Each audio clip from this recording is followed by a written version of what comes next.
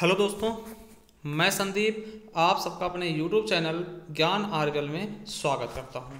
देखिए, आप लोगों को बता दें कि हम क्या पढ़ रहे हैं, संविधान पढ़ रहे हैं। और संविधान जो कि हम यूपीएसआई के लिए पढ़ रहे हैं दोस्तों, बहुत ही अच्छे लेवल का संविधान पढ़ रहे हैं। ठीक है, अभी तक देखिए हमने टोटल कितनी 12 क्लासें बना दी संविधान की। आज हमारा 13वीं क्लास है दोस्तों ये। ठीक है, 13 नंबर की क्लास है। देखिए, इसके पहले हम बहुत कुछ पढ़ चुके हैं, संविधान के बारे में पढ़ लिया है, संविधान की विशेषताएं पढ़ ली हैं, और संविधान की जो छोटी मोटी चीज़ें थी, प्रस्तावना थी, वो पढ़ लिया हमने। इसकी अनुसूचियां पढ़ ली, जो आपने मतलब 12 अनुसूची हैं या फिर 22 भाग हैं, उनके बारे में जान लिया थोड़ा थोड़ा।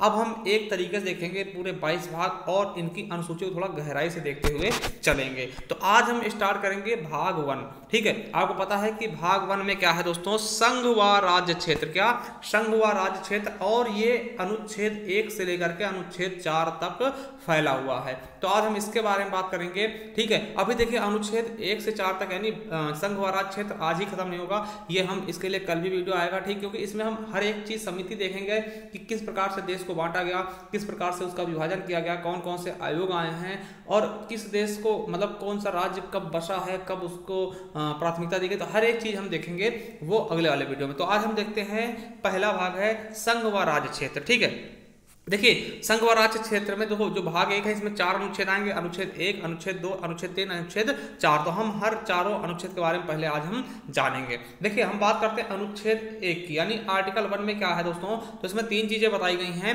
पहले में क्या कहा गया है कि भारत अर्थात इंडिया राज्यों का संघ है। समझिएगा, भारत अर्थात इंडिया, इसमें दोनों चीजें यूज की गई हैं, भारत भी और इंडिया भी। आपको पता है कि अभी कुछ दिन पहले इसमें क्या हुआ था, एक पिटीशन दायर की गई थी, इसकी जो इंडिया है दोस्तों, इसको भारत ही कहा जाए, क्योंकि इंडिया ना कहा जाए। ठीक, तो इस पर सुप्रीम कोर्ट ने से मतलब कि निरस्त कर दिया, इससे कोई मतलब नहीं रखा। ठीक है, तो ये चीज बता दें। अब देखिए, पहले में क्या कहा कि भारत अर्थात इंडिया राज्यों का संघ है। अब देखिए, संघ 3 प्रकार के होते हैं। क्या संघ 3 प्रकार के होते हैं। अगर हम संघ की बात करते हैं, एक होता है कन्फेडरल, जिसको परिसंघ बोलते हैं, एक होता है फेडरल दोस्तों, जिसको हम संघ बोलते हैं, एक होता है यूनियन। देखिए, संघ 2 हो गए।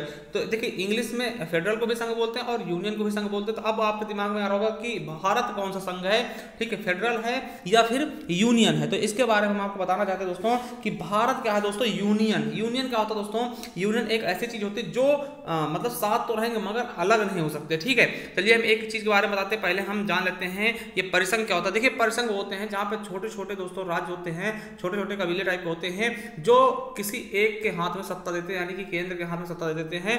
ये छोटे छोटे होते हैं, ठीक, उसको हम क्या बोलते हैं, परिसंघ बोलते हैं। क्या बोलते हैं, परिसंघ। ठीक है, अब दूसरा होता है फेडरल, जिसको संघ बोलते हैं। अब ये फेडरल क्या होता है दोस्तों, इसमें अगर हम बात करें कि छोटे छोटे राज्य होते हैं दोस्तों, जो कि क्या होता है, किसी संधि के द्वारा, किसी वार्ता के द्वारा दोस्तों एक दूसरे से जुड़ जाते हैं। ठीक, उसे हम क्या बोलते हैं, फेडरल बोलते हैं। जैसे कि इसका सबसे अच्छा उदाहरण कौन सा है, USA America, United state of America. इसमें क्या होता है दोस्तों, जितने भी राज्य हैं दोस्तों, ठीक, इनके अंतर्गत वो सभी एक संधि के तहत जुड़े हुए हैं। वो चाहे तो अलग हो सकते हैं दोस्तों। इनके हर राज्य का एक अलग तरीके से वो होता है। जैसे कि इनके यहाँ का हर राज्य का अलग झंडा होगा, हर राज्य की अलग नागरिकता होगी। ठीक, तो ये चीजें होती है संघ में। ये जब चाहे मतलब कि समझौते से अलग हो सकते हैं, मतलब एक अलग रह सकते हैं। ठीक है, मगर यूनियन, देखिए यूनियन सबसे अच्छा जो हमारा भारत है दोस्तों, इसमें देखिए यूनियन मतलब क्या था, संघ। हमारा भारत में क्या है, ये संघ कौन सा है, यूनियन वाला। देखिए, हम क्या है, भारत का है, इससे अलग नहीं हो सकते। मान लिया भारत में अभी अपने देश में कितने 28 राज्य हैं और 8 केंद्र शासित प्रदेश। ऐसा नहीं है कि किसी समझौते के तहत जुड़े हुए हों कि जब चाहे भैया दिल्ली चाहे तो हम भारत से अलग हो जाएंगे, ऐसा कुछ नहीं है। मगर अमेरिका में हो सकता है। ठीक है, क्योंकि वो क्या है, संघ है। वो कौन सा है, फेडरल है। जबकि इंडिया क्या है, यूनियन है। इंडिया में कोई अलग नहीं हो सकता। ऐसा नहीं कि कल को बिहार गए भैया हम भारत से बाहर रहेंगे, तो ऐसा नहीं है। ठीक है, आप अलग नहीं हो सकते हैं। जैसे कि समझिएगा, यूनियन का मतलब आता है टूटे राज्यों का अटूट संघ, यानी अलग अलग राज्यों का क्या होता है, एक अटूट संघ जिसे हम तोड़ नहीं सकते, जिसको अलग नहीं कर सकते।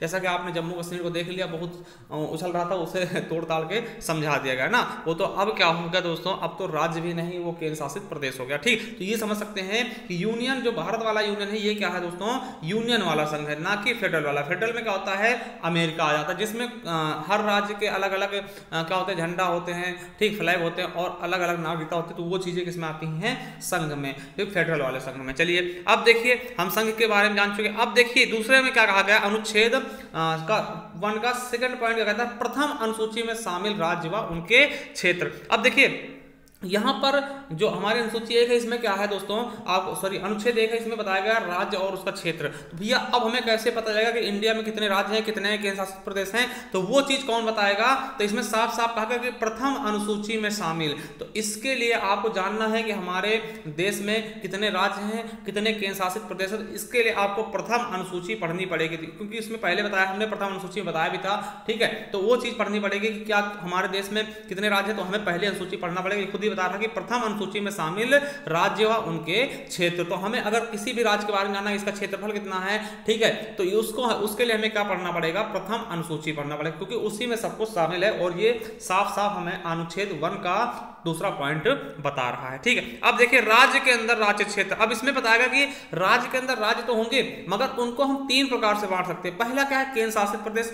आपको पता है 8 केंद्र शासित प्रदेश हैं, ठीक है। अभी देखिए जम्मू कश्मीर से 2 केंद्र शासित प्रदेश हुए, उसे तोड़कर जम्मू कश्मीर और लद्दाख बनाया गया, ठीक है। फिर 2 जो, ठीक है, तो ये समझ सकते हैं आप टोटल कितने हो गए, 8 केंद्र शासित प्रदेश है और 28 राज्य हैं। क्या हैं, 28 राज्य भी हैं दोस्तों। और देखिए तीसरा पॉइंट क्या है, अर्जित क्षेत्र। अर्जित क्षेत्र कुछ नहीं है, मान लिया कि हम क्या करते हैं दोस्तों, अभी हम पाकिस्तान पे आक्रमण करके उसका इस्लामाबाद अगर ले लेते हैं दोस्तों, तो वो पहले अर्जित क्षेत्र में शामिल हो जाएगा, फिर उसके बाद इसे सरकार चाहेगी जिसे राज्य में या फिर केंद्र शासित प्रदेश में शामिल कर सकती है। तो आपको याद रखना इस समय वर्तमान दोस्तों 8 केंद्र शासित प्रदेश और 28 राज्य हैं, ठीक। तो ये चीज समझ लीजिएगा, ये हमारी प्रथम अनुसूची क्या हो गई, समाप्त हो गई, ठीक। क्या हो गई, प्रथम अनुसूची हमारी पूर्णतः पूरी हो गई, समझ गए। तो देखिए इसमें अगर कोई दिक्कत है हम बता सकते हैं, ठीक है। चलिए अब आगे देखते हैं।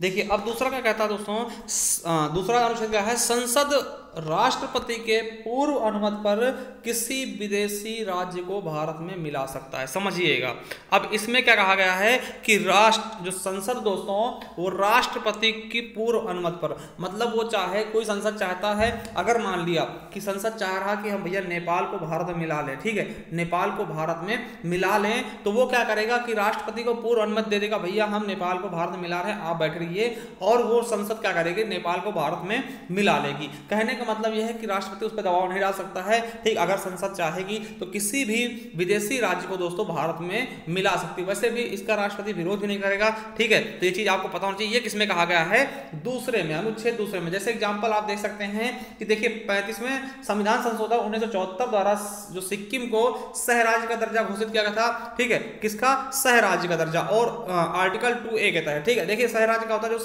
मतलब कि राज्य जैसा, मतलब कि अपने राज्य जैसा व्यवहार किया गया। पहले सिक्किम को सह राज्य का दर्जा दिया गया, भैया आप पहले हमारे साथ रहकर देख लीजिए, अगर आपको पसंद आते हैं हम तो हमारे साथ मिल जाइए। फिर उसी के जस्ट बाद क्या हुआ, 1 साल बाद 36वां संविधान संशोधन किया गया, ठीक है, उसके द्वारा जो सिक्किम को दोस्तों 22वां राज्य का दर्जा घोषित कर दिया गया, ठीक है। तो ये चीज आप समझ सकते हैं, ठीक है, कि अनुच्छेद 2 में क्या है, हम किसी बाहरी देश को, बाहरी देश के राज्य को मिला सकते हैं अपने भारत में, ठीक है। तो ये कहा गया है कौन, अनुच्छेद 2 द्वारा, ठीक है। अब देखिए इसमें पूछेगा किसको शक्ति है प्राप्त है, तो संसद को शक्ति प्राप्त है राष्ट्रपति की पूर्व अनुमति से, है ना, कि राष्ट्रपति को पहले संदेश देगा और उसको मिला लेगा, ठीक। तो ये याद रखेंगे, अनुच्छेद 2 में हम किसी चीज को अपने में मिला रहे हैं, ठीक है। अब देखिए अनुच्छेद 3 क्या कहता है, क्या अनुच्छेद 3 क्या कहता है दोस्तों, इसके बारे में देखेंगे कि संसद को अधिकृत करता है, संसद क्या करता है, संसद अधिकृत कर सकता है कि राष्ट्रपति की पूर्व अनुमति से, राष्ट्रपति को पूर्व अनुमति दे देगा, और फिर संसद क्या करेगा कि नए राज्य का निर्माण करेगा, ठीक है, नए राज्य का निर्माण कर सकता है। मतलब मान लिया अभी 28 राज्य हैं, ठीक है, अभी 28 राज्य पूरे अपने भारत में। अब यहाँ पर चाहे संसद चाहे तो इसको तोड़ मरोड़ के दोस्तों इसमें से 3-4 राज्य और बना दे, इसको भाई 3 राज्य और बढ़ा दे, 31 कर दे, या फिर इसमें थोड़ा सा सबको मिला दे, कम कर दे, उनकी जो क्षेत्रफल है उसको बड़ा कर दे, बढ़ा दे, कोई राज्य गायब कर दे, यानी 26 राज्य भी कर सकता है। ये कौन करेगा, संसद करेगा ना, किसके तहत, आर्टिकल 3 के तहत। देखिए क्या क्या कहा गया कि नए राज्य का निर्माण, जैसे कि आपको पता होगा कि मध्य प्रदेश से काटकर छत्तीसगढ़ बनाया गया था, कब, ये डेट याद रखना, 1 नवंबर 2000 को, ठीक है। उत्तर प्रदेश को काट करके दोस्तों 13 जिलों को काट करके उत्तराखंड बनाया गया 9 नवंबर 2000 को। ये इंपॉर्टेंट क्वेश्चन कई बार पुलिस में आपके आ भी चुका है। अब बिहार को काट करके झारखंड बनाया गया 15 नवंबर 2000 को, और जम्मू कश्मीर और लद्दाख, जम्मू कश्मीर को काट करके लद्दाख और जम्मू कश्मीर बनाया गया 31 अक्टूबर 2019 को। तो ये शक्ति कौन कर सकता है, संसद कर सकती है राष्ट्रपति की पूर्व अनुमति पर, ठीक है। तो ये चीज आपको पता होना चाहिए। नए राज्य का निर्माण किस प्रकार से, हमने बता दिया एग्जाम्पल, ठीक है। अब देखिए दूसरा क्या है, किसी राज्य के क्षेत्र को बढ़ा सकेंगे।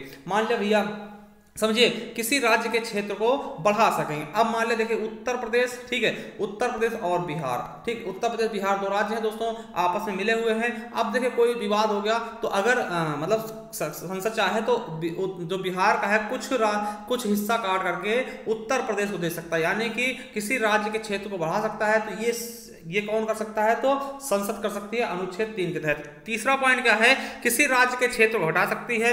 आपको पता भी होगा कि मान लिया कि भैया यूपी उत्तर प्रदेश पहले बहुत बड़ा था, फिर उससे काट करके दोस्तों उत्तराखंड बना दिया गया। तो यहाँ कहने का मतलब क्या है, आप तीसरे का एग्जाम्पल समझ सकते हैं कि उत्तर प्रदेश का कुछ ना कुछ तो हिस्सा कम हुआ होगा ना, क्योंकि उससे काट करके दूसरा राज्य बनाएगा। तो क्या कर सकता है, ये किसी राज्य के क्षेत्रफल को भी घटा सकता है दोस्तों, ठीक है। अब देखिए किसी राज्य की सीमाओं में परिवर्तन कर सकेंगे। अब देखिए क्षेत्रफल घटेगा बढ़ेगा तो उसकी राज्य की सीमाओं में परिवर्तन तो होगा ही होगा, या फिर किसी राज्य के नाम में परिवर्तन कर सकेंगे। तो ये कौन? आर्टिकल 3 ही कहता है किसी राज्य के नाम में परिवर्तन। जैसे आपके लिए जीता जागता उदाहरण क्या है, हम अभी बताते हैं। देखिए उत्तरांचल, देखिए जब उत्तर प्रदेश से उत्तराखंड काट के बनाया गया था तब उस समय उसका नाम उत्तराखंड नहीं था, उस समय उसका नाम उत्तरांचल था, ठीक है। तो इसी शक्ति का प्रयोग करते हुए है ना आर्टिकल 3 के ई का कि किसी राज्य के नाम का परिवर्तन कर सकेंगे, तो इसी शक्ति का प्रयोग करते हुए इसका नाम उत्तराखंड कर दिया गया, जिसको आप यूके के नाम जानते हैं ना, उत्तराखंड, ठीक है। तो ये शक्तियां हैं आर्टिकल 3 में। अब देखिए आर्टिकल 4 क्या कहता है,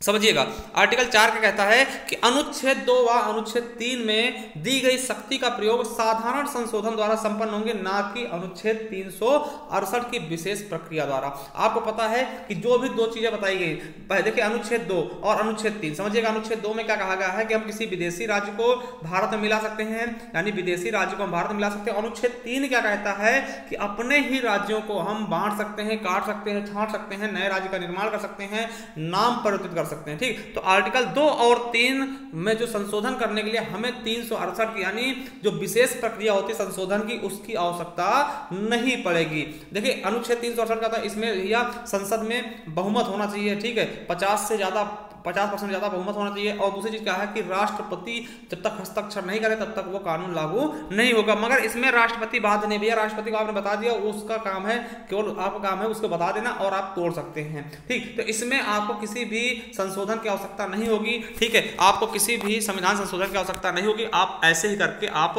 मतलब उसका दर्जा दे सकते हैं, ठीक। किसी विदेशी राज्य को मिला सकते हैं या फिर अपने देश के राज्यों में क्या तोड़फोड़ कर सकते हैं, ठीक है। इसमें संसद की कोई भी मतलब संसद 50% बहुमत में इसको आप कर सकते हैं साधारण बहुमत से, ठीक। तो ये चीजें आपको पता होनी चाहिए। इसमें राष्ट्रपति का कोई लेना देना नहीं है, केवल उसको पूर्व अनुमति देना पड़ेगा, ठीक है। अब देखिए मान लिया कोई राज्य हम मिला रहे हैं या फिर अपने ही राज्य में हम राज्य को तोड़ रहे हैं, इसमें कौन कौन से क्वेश्चन आ सकता है कि भाग 1 में परिवर्तन करने पर दोस्तों हमारे किस किस अनुसूची में मतलब संशोधन करना पड़ेगा। तो आपको पता होना चाहिए कौन कौन से अनुसूची प्रभावित होंगी। अगर हम भाग 1 में कुछ करते हैं तो हमारी पहली अनुसूची प्रभावित होगी। क्यों? क्योंकि मान ले हमारे 28 राज्य हैं, हम एक राज्य बढ़ाना चाहते हैं, 29 राज्य हो गए, ठीक। एक राज्य बढ़ा दिया, 29 राज्य हो गए। तो भैया 29 राज्य हो गए, उसकी तो हमें जानकारी अनुसूची 1 में देनी पड़ेगी ना, क्योंकि हमने पहले देखा था कि अनुसूची 1 में ही हमें पता चलेगा कौन से राज्य हैं, कौन से केंद्र शासित प्रदेश है। तो अनुसूची 1 मतलब इसमें क्या होगा, संशोधन करना पड़ेगा। और देखिए अनुसूची 4 में भी करना पड़ेगा, क्योंकि यहाँ पे क्या है संसद संबंधी जो सीटों बंटवारा है।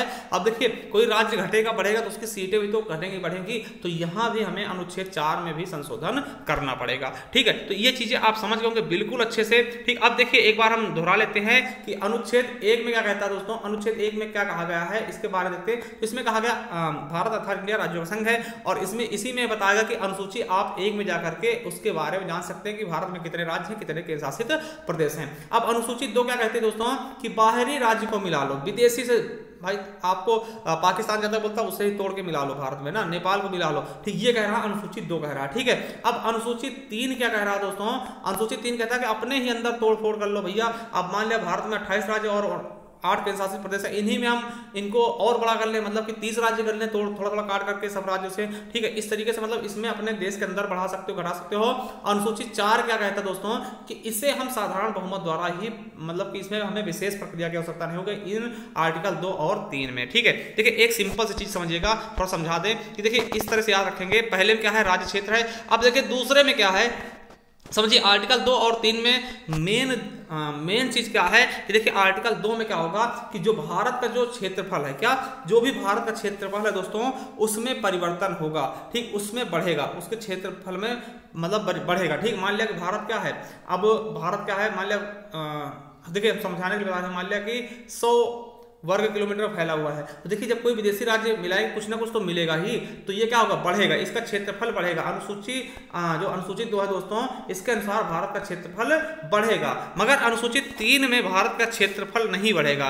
अनुसूचित 3 में कोई भारत का क्षेत्रफल बढ़ेगा, कोई परिवर्तन नहीं होगा भारत का क्षेत्रफल। मान लिया ये बिहार है, आप बिहार को तोड़ दे कुछ भी कर दे, भाई बिहार है तो भारत के अंदर ना, तो भारत के क्षेत्रफल में कोई भी परिवर्तन नहीं होगा अनुसूचित 3 में। अनुसूचित 2 में भारत का क्षेत्रफल बढ़ेगा, तो आप ये सिंपल सा समझ सकते हैं, ठीक है। तो आर्टिकल 1, 2, 3, 4 एक बार दोबारा देख लेते हैं। देखिए एक में क्या है, भारत अर्थात इंडिया राज्यों का संघ है, प्रथम अनुसूची में शामिल राज्य व उनके क्षेत्र, ठीक है। दूसरे में क्या कहता है, संसद राष्ट्रपति पूर्व अनुमति पर विदेशी राज्यों को मिला सकता है भारत में, जैसा कि सिक्किम को मिलाएगा। तीसरे में क्या है, नए राज्य की स्थापना कर सकता है, राज्य के क्षेत्र को बढ़ा या घटा सकता है, सीमाओं में परिवर्तन कर सकता है, नाम में परिवर्तन कर सकता है। चौथा क्या कहता है, अनुच्छेद 2 व 3 में दी गई शक्तियों का प्रयोग साधारण संशोधन द्वारा संपन्न हो जाएगा, ठीक है। और प्रभावित कौन कौन से अनुसूची होंगे, पहली और दूसरी। चलिए कुछ केस देखते हैं एक आध, ठीक है। देखिए एक केस था बेरूबारी यूनियन केस 1960। देखिए इसमें क्या हुआ था कि जब इसको बांट के गए थे अंग्रेज जो थे दोस्तों, भारत और इसको बांटे गए थे दोस्तों, आपको बता दें तो क्या हुआ था कि जो पश्चिम बंगाल वाला एरिया है जिसको पूर्वी पाकिस्तान कहते हैं, उसमें क्या हुआ था भैया, कुछ मुस्लिम आबादी वाले क्षेत्र थे जो कि भारत में आ गए और कुछ हिंदू आबादी वाले क्षेत्र जो थे वो बांग्लादेश में चले गए दोस्तों। तो उसको क्या करना था कि चेंज करना था। तो भैया ये उस समय कौन थे, हमारे नेहरू जी थे, उन्होंने क्या किया भैया, उठाया क्षेत्र और किसको दे दिया, बांग्लादेश को। तो सुप्रीम कोर्ट ने कहा भैया ये देखिए हम जो, उन्होंने क्या किया कि बताया भैया हम अनुच्छेद 2 और 3 के तहत कर रहे हैं। तो सुप्रीम कोर्ट ने कहा भैया जो अनुच्छेद 2 और 3 है, ये अनुच्छेद जो 3 है दोस्तों, ये क्या हो, केवल भारत के राज्यों में ही लागू होगा। आप भारत के किसी राज्य को किसी राज्य को दे सकते हैं, ठीक है। आप भारत में मान लिया कि बिहार है, इसको आप यूपी दे दीजिए, मगर आप विदेश को नहीं दे सकते हैं, ठीक है। आप मान लिया, देखिए अब 3 अनुच्छेद क्या कहता है, केवल ये कहता है कि आप भारत में ही चाहे तो काट पीट कर सकते हैं, ठीक है। मगर आप ऐसा थोड़ी कि भारत का कुछ हिस्सा उठा के आप पाकिस्तान को दे दे या फिर चाइना को दे दे, ऐसा कुछ नहीं कर सकते। इसीलिए इसको क्या रद्द कर दिया था। तो उन्होंने कहा था इसके लिए आपको विशेष बहुमत की आवश्यकता होगी, ठीक है। देखिए नेहरू जी बेरूबारी का एरिया बांग्लादेश को देना चाहते थे, परंतु सुप्रीम कोर्ट ने कहा कि इसे विशेष बहुमत के तहत अनुच्छेद 368 के जरिए संपन्न कीजिए, क्योंकि इसमें अनुच्छेद 3 लागू नहीं होगा, क्योंकि यह मामला 2 देशों के बीच का है, ठीक है। आप समझ सकते हैं कि जो अनुच्छेद 3 है दोस्तों, वे केवल भारत में ही उसका तोड़फोड़ कर सकते हैं, ना कि आप ऐसा नहीं कि भारत का कोई हिस्सा पाकिस्तान को दे दे या विदेशी किसी चीज को दे दे, ऐसा नहीं कर सकते आप, क्योंकि अनुच्छेद 3 कहता है कि केवल आप भारत के अंदर ही भारत के एक राज्य को दूसरे राज्य को दे सकते हैं, ना कि विदेशी को, ठीक है। तो इसीलिए इसमें चैलेंज किया गया था, ठीक है। तो याद रखेंगे 9वां संविधान संशोधन 1960। अब देखिए भारत के जब एकीकरण की बात करते हैं, देशी रियासतों का एकीकरण, तो आपको बता दें थोड़ा सा यहाँ से क्वेश्चन का पूछ लेता है। देखिए भारतीय स्वतंत्रता अधिनियम 1947 के तहत 2 पृथक प्रभुत्व वाले देश भारत और पाकिस्तान का निर्माण किया गया। आपको पता है कि 1947 में 2 देश बने दोस्तों, भारत और पाकिस्तान, ठीक है। देखिए देशी रियासतों को 3 विकल्प दिए गए। जो मान लिया देशी रियासत थे जो किसी में नहीं शामिल थे, उनको 3 रास्ते दिए गए। एक हुआ कि भारत में शामिल हो जाओ, दूसरा हुआ कि पाकिस्तान में शामिल हो जाओ, या फिर तीसरा क्या है कि आप एक स्वतंत्र देश बना सकते हो, ठीक है। तो उस समय सोचिएगा, देखिए उस समय क्या है कि 252 देशी रियासतों में से भौगोलिक सीमा में थी, तो 252 देशी रियासत थे वो दोस्तों भारत के ही भौगोलिक सीमा में थी, कि कोई भारत के बीचों बीच था, कोई भारत के बगल में था, कोई भारत के ऊपर था। मतलब 552 देशी रियासत है दोस्तों वो भारत के अंदर ही शामिल थे, ठीक है। अब देखिए भौगोलिक सीमा थे जिसमें से 549 भारत में शामिल हो गए थे। 549 जो थे दोस्तों देशी रियासत थे वो भारत में शामिल हो गए थे, मगर 3 दुष्ट हो गए, ठीक। 3 रियासतें क्या थी, बहुत दुष्ट थी, जो कि भारत में शामिल नहीं हो रही थी। तो ये पूछ लेते हैं किस प्रकार इनको शामिल किया गया। तो देखिए हैदराबाद था, जूनागढ़ था और जम्मू कश्मीर। हैदराबाद दोस्तों पुलिस कार्रवाई द्वारा भाई मार पीट के शामिल कर दिया गया, और जूनागढ़ को दोस्तों जनमत संग्रह द्वारा, क्या जनमत संग्रह द्वारा जूनागढ़ को मिलाया गया, गुजरात के पास था, और जम्मू कश्मीर को विलय पत्र पर हस्ताक्षर करके इनको मिलाया गया। ये बहुत बड़ी स्टोरी, इनके बारे में ज्यादा याद भी नहीं रखना है, केवल जो क्वेश्चन आपके एग्जाम के लिए महत्वपूर्ण है वो आपको याद रखना। अब देखिए एकीकरण में महत्वपूर्ण भूमिका किस किसने निभाई है, क्वेश्चन बन सकता है कि कहते ए सरदार वल्लभ भाई पटेल, बी वीपी मेनन और सी माउंट बेटन दोस्तों, और डी इनमें से सभी। तो दोस्तों आपको बता दें कि तीनों लोगों ने बहुत ही महत्वपूर्ण भूमिका निभाई थी, जिसमें सरदार वल्लभ भाई पटेल का बहुत ही बड़ा योगदान था, इसीलिए इनको विस्मार्क बोलते हैं दोस्तों, लौह पुरुष बोलते हैं ना, इनके जानते होंगे। और इन्हीं के सम्मान में दोस्तों स्टैचू ऑफ यूनिटी का भी अनावरण किया गया है मोदी जी द्वारा, ठीक है। वो आपको बताना है कहां पर किया गया है, ठीक है, किस द्वीप पर किया गया, कहां पे किया गया, कितने मीटर लंबी है या फिर कितने फीट लंबी, आपको कमेंट बॉक्स में कमेंट करना है, ठीक। दूसरे व्यक्ति कौन थे, वीपी मेनन, इन्होंने बहुत बड़ा योगदान दिया। और तीसरे थे माउंट बेटन, जो कि अंग्रेज थे, ठीक है। चलिए आज के लिए इतना ही काफी है, नेक्स्ट पार्ट हम जल्दी लेकर के आएंगे आपके लिए संविधान का। और दोस्तों आपको बता दें कि हिंदी साहित्य के इतिहास की हमने मैराथन क्लास चलाई थी आदिकाल की, ठीक है, इसे जाइए जरूर देखिएगा, आपको हमारे प्ले लिस्ट मिल जाएगी, या फिर आप ऐसे सर्च कर सकते हैं हिंदी साहित्य का इतिहास, ठीक है, ज्ञान आर्गल, या फिर उसका लिंक भी हम नीचे दे देंगे, वहां से जाकर के देख सकते हैं। और हमारा दूसरा चैनल भी है ज्ञान एजुकेशन आरबीएल, उसे भी सब्सक्राइब कर लीजिएगा, वहां पर आपको हिंदी की क्लास से रेगुलर मिलती रहेंगे। थैंक यू, धन्यवाद।